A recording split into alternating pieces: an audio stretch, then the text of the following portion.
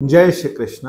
गीता का छठा अध्याय और 40वां श्लोक, जहां भगवान अर्जुन से कहते हैं, श्री भगवान उवाच, हे पार्थ, कहते हैं कि जो मनुष्य आध्यात्मिक मार्ग पर चलता है, जो मेरे मार्ग पर चलता है, उसका कभी नाश नहीं होता। क्योंकि इससे पूर्व में अर्जुन को लग रहा था कि यदि मनुष्य परमात्मा के मार्ग पर चलता भी है और चलने के बाद वो अपने गंतव्य तक, परमात्मा तक नहीं पहुंचता, तो ऐसे व्यक्ति का क्या होता है? क्या वो उसका नाश हो जाता है?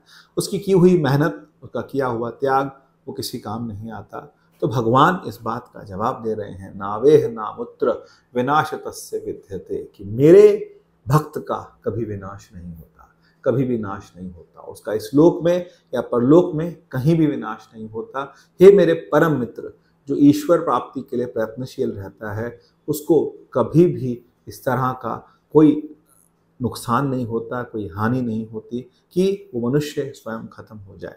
वो इस मार्ग पर चला है, जितना चला है, क्योंकि ये मार्ग शरीर का है ही नहीं, ये मार्ग तो जीव का है, और शरीर तो कुछ समय बाद खत्म हो जाएगा, लेकिन जीव की यात्रा परमात्मा की ओर, जीवात्मा की यात्रा परमात्मा की ओर, ये तो चलती रहती है, जन्मों जन्मों तक चलती रहती है।